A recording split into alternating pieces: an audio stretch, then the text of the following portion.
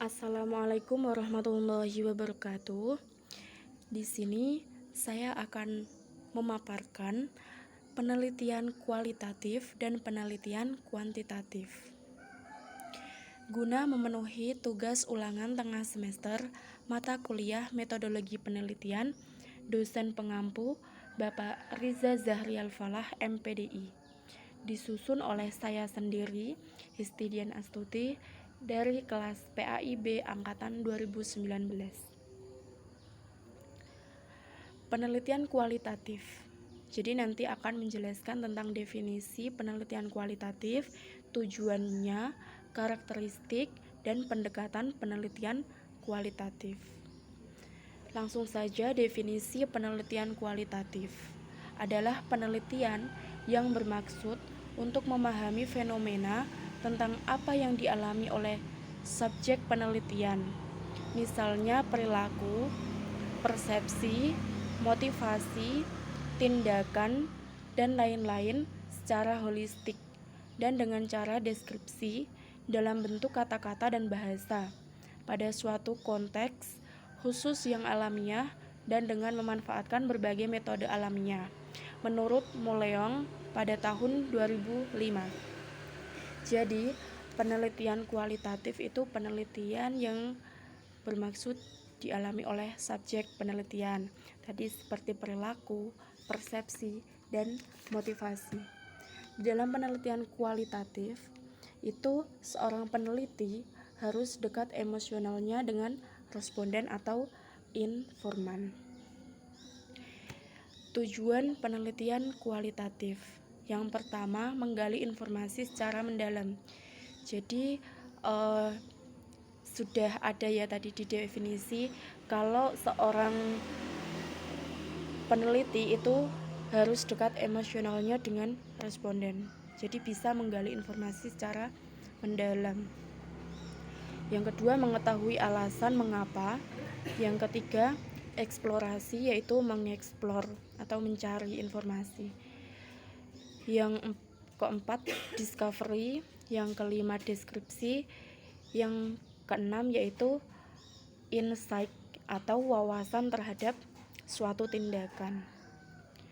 Selanjutnya, karakteristik penelitian kualitatif. Yang pertama, setting alami. Itu berarti secara alamiah, tidak dibuat-buat. Yang kedua, instrumen manusia. Yang ketiga, analisis data secara induktif. Yang keempat, menghendaki arah penyusunan teori substansif yang berasal dari data. Yang kelima, laporan bersifat deskriptif. Yang keenam, lebih mementingkan proses daripada hasil. Ini kebalikan dari penelitian kuantitatif. Yang selanjutnya, pembatasan penelitian yang disebut fokus penelitian. Desain penelitian bersifat sementara dan interpretasi bersifat ideografik atau khusus yang lebih khusus. Selanjutnya yaitu pendekatan penelitian kualitatif. Itu ada 5. Yang pertama, naratif. Pengeksplorasian kehidupan individu seseorang. Nah, itu maksudnya adalah mendeskripsikan tentang serangkaian peristiwa yang terkait dengan pengalaman manusia itu sendiri atau pengalaman yang diteliti atau informannya ya. Yaitu biasanya mencakup biografi atau sejarah individual. Selanjutnya, fenomenologi. Pemahaman esensi pengalaman tentang fenomenon, yaitu tentang fenomena yang terjadi atau yang dialami oleh beberapa individu. Jadi dalam studi ini itu seorang peneliti mengesampingkan pengalaman pribadi terlebih dahulu ya, daripada pengalaman pribadinya di bawah-bawah itu harus dikesampingkan, harus fokus pada pengalaman subjek penelitian. Yang selanjutnya yaitu grounded theory.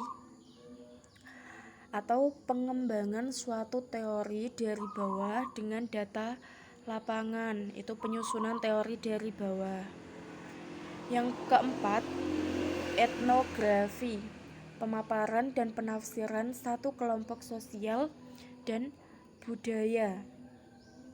Nah, jadi kelompok kultur atau budaya itu etnografi. Yang terakhir yaitu studi kasus atau sebuah kasus. Sebuah kasus yang harus dipecahkan masalahnya dan dicari solusinya. Nah, studi kasus itu termasuk dari bagian dari fenomenologi. Nah, selanjutnya adalah penelitian kuantitatif, yaitu definisi penelitian kuantitatif, tujuannya, paradigma, karakteristik, dan desain penelitian kuantitatif. Yang pertama yaitu definisi. Penelitian kuantitatif adalah suatu proses menemukan pengetahuan yang menggunakan data berupa angka sebagai alat menganalisis keterangan mengenai apa yang ingin diketahui. Menurut Kasiram tahun 2008. Nah, di penelitian kuantitatif itu lebih condongnya ke data-data atau angka-angka yang berhubungan dengan statistika. Nah, di penelitian kuantitatif sendiri itu adalah sebaliknya dari penelitian kualitatif. Kalau penelitian kualitatif tadi kan harus dekat emosionalnya dengan responden atau informan. Kalau penelitian kuantitatif itu sebaliknya, tidak boleh dekat emosionalnya dengan responden atau informan dan harus memiliki variabel yang diteliti. Tujuan dari penelitian kuantitatif yaitu generalisasi dan abstraksi, menguji teori dan memverifikasi teori, eksplanasi, menjelaskan sebab dari perubahan-perubahan yang terukur dalam fakta sosial. Yang kelima, mengidentifikasi dan menghubungkan variabel-variabel dalam rumusan masalah dan hipotesis penelitian. Selanjutnya yaitu paradigma penelitian kuantitatif. Itu ada 6. Yang pertama, determinate atau tidak ada kebenaran yang mutlak. Yang kedua, empiris, nyata, fakta, pokoknya ya benar, kebenaran ya. Yang ketiga yaitu koheren, sesuai dengan pernyataan sebelumnya, benar, rasional atau masuk akal, hipotesis atau dugaan sementara, dan verifikatif atau membuktikan kebenaran yang sudah ada sebelumnya. Karakteristik penelitian kuantitatif. Yang pertama, menggunakan data berupa angka yang merupakan hasil dari perhitungan dan pengukuran. Nah, berarti menggunakan angka-angka, menggunakan data statistik juga, menggunakan angket-angket. Hipotesis mempunyai posisi yang sangat penting. Dugaan sementara tadi itu mempunyai posisi yang sangat penting. Pengolahan data menggunakan analisis statistik, mengandalkan instrumen penelitian, berorientasi pada produk atau hasil. Nah, kebalikan dari penelitian kualitatif tadi. Kalau penelitian kualitatif tadi kan berorientasi pada prosesnya. Kalau penelitian kualitatif itu pada produk atau hasilnya. Nah, proses penelitian mengikuti prosedur yang telah direncanakan, jadi tidak boleh secara spontan. Kalau penelitian kualitatif itu boleh secara spontan, bisa ditanyakan. Tapi kalau penelitian kuantitatif itu harus sudah ada data-datanya, jadi sudah terstruktur. Menghindari hal-hal yang bersifat subjektif. Makanya tadi di penelitian kuantitatif itu peneliti tidak boleh dekat emosionalnya dengan responden. Yang terakhir, peneliti menempatkan diri secara terpisah dengan objek penelitian, dalam arti dirinya tidak terlibat secara emosional dengan subjek penelitian. Nah, kalau misalnya di dalam penelitian kuantitatif itu, kalau si peneliti dekat emosionalnya dengan responden, takutnya nanti itu si peneliti bukan meneliti produknya, tapi meneliti orangnya. Kayak orangnya tuh baik, jadi produknya ya baik. Nah, bukan begitu ya. Kalau di penelitian kuantitatif itu harus real, hasilnya gimana, yaitu emang hasilnya. Selanjutnya, desain penelitian. Itu ada dua, yaitu eksperimen dan non-eksperimen. Di dalam eksperimen itu ada pra-eksperimental. Itu ada 3, post-test, pre-test, dan post-test, kelompok tunggal dengan rangkaian waktu. Kalau post-test itu berarti latihan yang dilakukan setelah kegiatan berlangsung. Kalau post-test itu berarti adanya perlakuan baru tes. Kalau pre-test dan post-test itu berarti tes yang pertama, adanya perlakuan, lanjut tes yang kedua. Kalau kelompok tunggal dengan rangkaian waktu itu pre-test dan post-test sama. Selanjutnya eksperimental sebenarnya, yaitu ada 3 juga, pre-test post-test 2 kelompok, post-test 2 kelompok, dan Solomon 4 kelompok, yaitu 2 kelompok eksperimen dan 2 kelompok kontrol.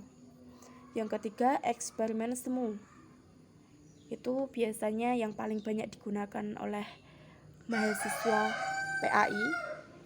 Ada 3 kelompok kontrol pretest dan posttest, rangkaian waktu dengan kelompok kontrol, counterbalance atau perlakuan lebih dari 1.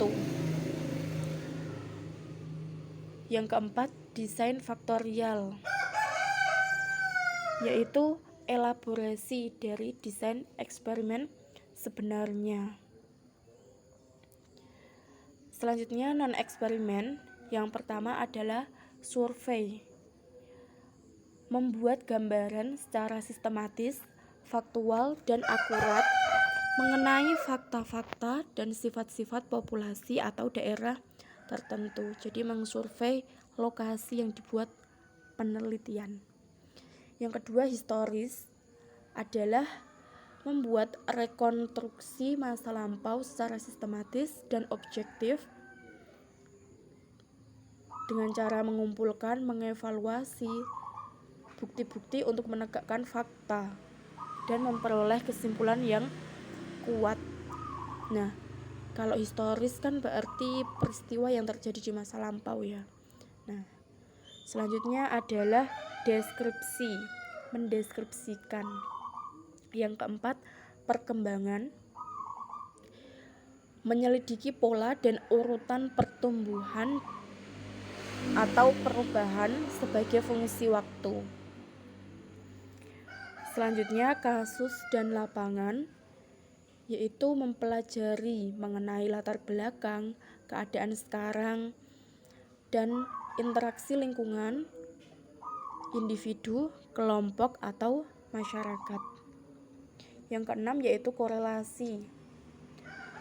Korelasi itu berarti adanya keterkaitan antara variasi-variasi satu atau lebih. Selanjutnya kausal komparatif, yaitu menyelidiki kemungkinan hubungan sebab akibat melalui pengamatan terhadap akibat yang telah ada dan meneliti kembali faktor penyebab dari sumber yang dapat dipercaya. Yang terakhir yaitu tindakan, mengembangkan keterampilan atau pendekatan baru untuk memecahkan masalah dengan penerapan langsung di kelas atau di dunia kerja. Nah, cukup apa yang telah saya paparkan tadi. Terima kasih. Wassalamualaikum warahmatullahi wabarakatuh.